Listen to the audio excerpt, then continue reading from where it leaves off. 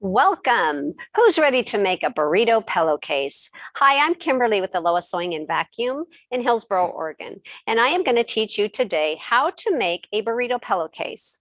They're very simple. So if you're a beginner sewer, you're going to have no problems with this. We'll talk you through it step by step. The first thing that we're going to want to do today is choose our fabric. I like to pick fabrics that will go with the person's personality. So that's the fun part. Well, it's all fun. Let's be real. So I have young kids, young girls, granddaughters, and they like unicorns. So I'll pick unicorn fabric out and add some fun color to them. So with this in mind, we are going to need to have 3 pieces of fabric. We're going to need a bill of the pillowcase. We're going to need the accent strip, and we're going to need the body of the pillowcase.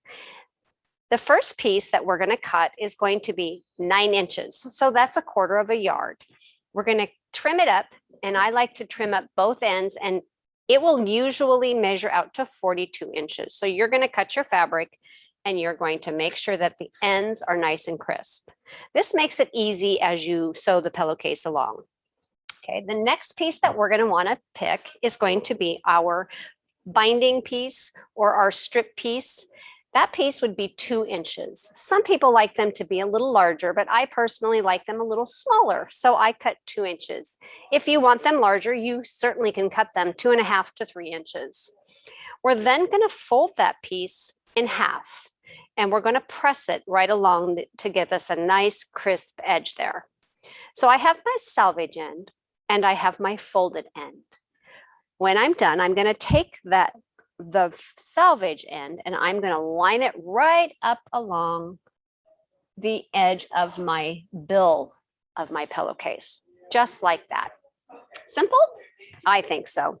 The next piece that we're going to need, I call the body of the pillowcase.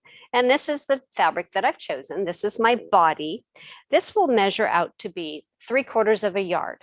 So in total, I have 1 yard of fabric here, plus 2 inches. So I'm then going to take the right side of my fabric. I'm going to line it right up against the edge that I just did. So we want these all trimmed to be 42 inches long, or whatever your fabric is in width. I take the smallest width and I will measure that size to all of them. So I have 3 layers. I've got my bill, I have my trim, and I have my body of my fabric. This is the right side of my fabric. I know it's a solid color, so you really can't see that. So I wanted to make sure you knew that you want the right side of your fabric to face the other right side. I always call this kissing. They're going to be kissing. Okay, so we're going to line those all up nice and straight as you can get them. Okay. The next thing I'm going to do is I'm going to take the back end of my fabric that was laying down there, and I'm going to lift it up. And I'm just going to make, I call this my my little just a little folds. I have a name for it, but it slipped my mind. Okay, so we're going to accordion. That's what I was looking for. This is my little accordion. And you can see that I have some of my bill hanging out. You want this tucked inside because we're going to hide it away. Okay. Once you have finished that, you're going to take the bill of your pillowcase, lift it up around, and we've just made a burrito. We have put our meat and our cheese and our lettuce inside of our shell. All right. So once I've got that done, I'm going to take this and scoot it a little bit this way. I now am ready to pin this together. We have a couple options when pinning. I always teach that if you're going to put your fabric through your sewing machine with pins in it, you're not going to want to put your pin in going this way. If you are sewing along and forget to take that pin out, you're going to catch that ball in your sewing machine. So I like to teach to take your pin and pin it out this way. That way, if you happen to run over your pin, it's not going to hurt your sewing machine. And that's a good thing. So we're going to go ahead and pin the entire way down our pillowcase. But I'm going to show you option number 2. These are called Wonder Clips. Wonder Clips don't need to go pinned. They are a clip and they will hold this together very nicely. So as you pin along, you're going to just go quickly down and pin your pillowcase together. So let me do that real quickly before we head to the sewing machine. And it just takes a minute. I'm not going to go through the whole way. Okay. Because we trimmed everything up to be 42 inches, when we get down to the bottom, we're going to match. Everything should match perfectly. Okay. Remember, we're wanting to keep all the layers the same at the edge. Okay. So we are just about done here. And then we're going to go over to the sewing machine and I'm going to show you how quickly you can sew this together. All right. Okay. So we're all done pinning. We do look like a burrito. Remember, our stuffing is inside. All three of our layers are nice and even here. And so now we're going to go over to the sewing machine and let's show you how to sew it. Okay. So now, as we put this underneath our sewing machine, I don't know if all of you have what's called an overcasting stitch. So I have what's called an overcasting stitch. And what this stitch is going to do for me is it's going to stitch out a zigzag and a straight line. And that is going to allow me to have a finished edge on my sewing machine. Okay, so we're going to give this a little bit of speed whenever you're ready. So if your machine does not have an overcasting stitch, it is okay to just go ahead and do a straight stitch on here. That won't be a problem. This is going to be a seam that is hidden.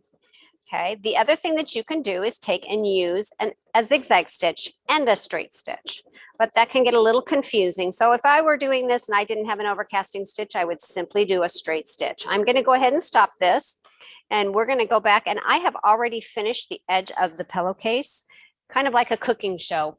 And I'm going to come back over and I'm going to show you how it will look when we're done. So I have just done a straight stitch on my sample here. See how nice and crisp that looks? Super easy. But now you're probably wondering, how do I get that fabric out of there? This is where it's fun. So we're going to look inside and you can see all the goodies on the inside of your pillowcase. So we're going to take and we're going to pull the insides out, very simple. And then you're just going to continue pulling your body of your pillowcase out from the inside of your burrito. This is why we call it a burrito, because it looks just like one. So let's keep pulling because I want to be able to show you the next step. See how simple that was? Pretty darn cute. So after we're done pulling that out, let's go ahead and move those out of our way. We're going to fold it up and look what you have. You have your trim right there. And on the back side of your pillowcase, you cannot see that seam. Remember I told you it would be a hidden seam? Well, that's your hidden seam. Pretty easy. I think you've got this. All right, so the next thing that we're going to do is we're going to go to our iron and we're going to press this. I'm actually not going to go to the iron, but you are going to go to the iron and press your pillowcase. And then to finish your pillowcase up, it's nice and simple. You're going to match your edges once you've pressed it real well. Okay, you're going to come around, line it all out, and then you're going to want to make sure and pin all along the edges, matching them up and matching your seam right here. So this is where I would start. I want to make sure that my seams are matching right here, and then I would pin it or clip it, whichever one you have, and then match your edges and do the same. Okay, once you've got those done, you're going to sew all the way around, pivot at the edge, and sew all the way down. And once you've done that, you're going to turn your pillowcase inside out. I'm just going to kind of flip it around to show you. And your pillowcase will be finished, just like so. So behind me, I have another pillowcase that is totally finished. And I'll show you exactly how cute they are. Isn't that fun? So this pillowcase, just to give you a little idea of things that you can do, is glow in the dark fabric. Super fun for kids. They don't tell them that it's glow in the dark, and then when they turn their lights out, it will glow and they'll be surprised. So I hope you had a good time and you can get into your stash and get all your fabrics out. Have some fun with it, you guys. These are things that you can just sit down, whip out a dozen of them with no problem, and you'll have some great little fun. All right. Thank you for joining me.